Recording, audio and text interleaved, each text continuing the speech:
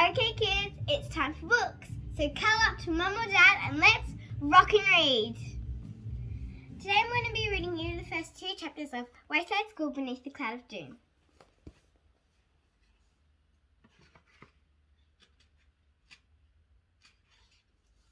Chapter 1. The Bells of Wayside. It is very important that the children at Wayside School know the bell system. The first bell in the morning sounds like this. Whoop, whoop, whoop, whoop, whoop, whoop. When they hear it, they know they have 16 minutes to get to class. That's not too difficult for those in Mr. Hargrove's class on the 3rd floor. But Wayside School is a 30-story building with one room on each floor. So for those who happen to be in Miss Jules' class, way up on the 30th floor, they must be ready on the first whoop. Todd was in Miss Jules' class.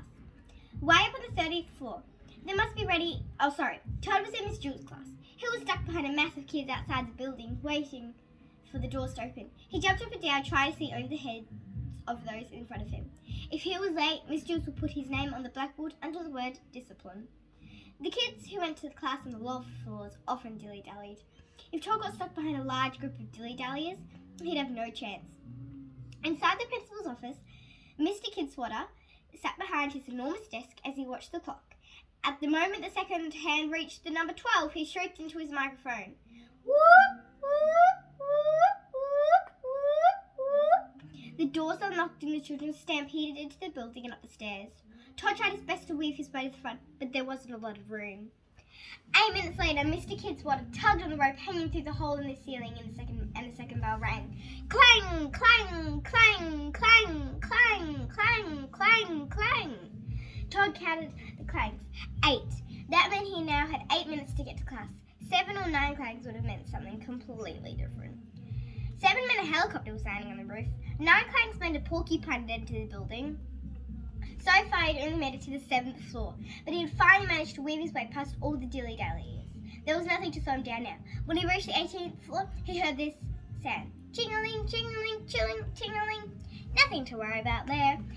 That just meant they were out of donuts in the teacher's lounge. The scary bell was a late bell. It didn't matter where he was. It always sounded like an angry driver was slamming on a car horn right behind him. It made Todd jump every time. He quickly dashed from the 18th to the 20th floor. There was no 19th floor. His legs were sore and he was breathing hard. As he reached the top just ahead, he could see Joy entering the classroom. "Joy, shut the..." Todd shouted. Joy shut the door behind her. "Guzak," said Todd. He was just opening it when the horn blared, as if right behind him. "You're late, Todd," said Miss Jules as he entered the classroom. "I know," he said. He wrote his name on the blackboard under the word discipline. Other bells rang through the day. At noon, the lunch bell boinked 3 times. 3 kaboinks meant macaroons and cheese. The bell for recess was just a single ding, but nobody ever missed it. At the end of each day, Mr. Kidswatter would bang a giant gong with a large iron mallet. It was his favourite thing about being principal. Todd sat at his desk gloomily looking at the blackboard. The day had started off badly for him and had only gotten worse. There was now a check mark next to his name under the word discipline. Next to that, Miss Jules kept adding new homework assignments. Read a book, write a book report, draw a picture. Don't forget your paperclip. History, read pages 55 to 59 and answer questions on page 61 and 62. Math worksheets, do even and odd number problems. Science, read pages 29 to 34 and do experiment on 37. Todd had a sick feeling in his stomach, and it wasn't just the mac and cheese. In big letters across the top of the blackboard, Miss Jules had written, "Ultimate test starts tomorrow." Miss Jules had been warning the class about the ultimate test all year. The test would last for 3 days. If he failed, Todd would be sent back to kindergarten. And then he heard the most magical bell of all. Ping, pong. This bell had only rung once in the history of Wayside School. Nobody knew who rang it, but everyone knew what it meant. All around, kids began cheering and clapping their hands. Shouts of joy could be heard coming from every floor of Wayside School.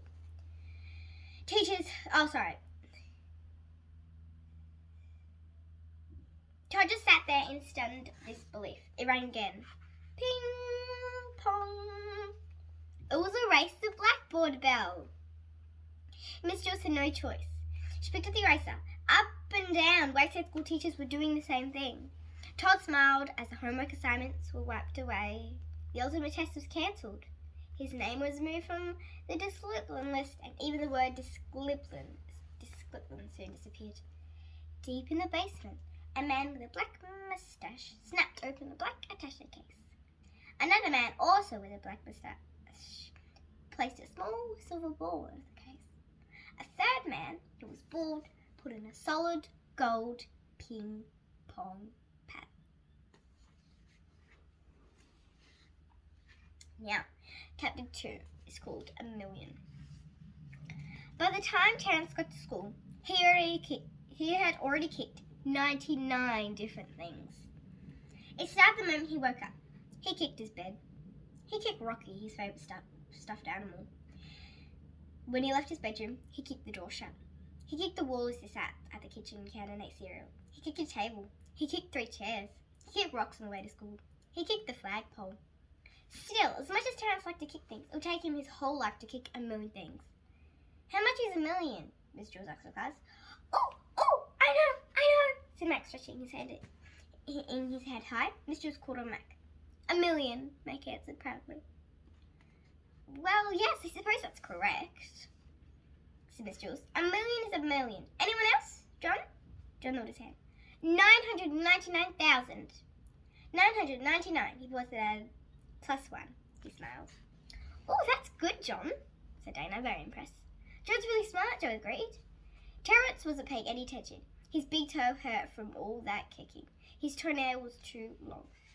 Sherry had been sleeping at her desk. Suddenly Wake said, 10 times 10 times 10 times, 10 times 10 times 10 times 10 times 10 times 10.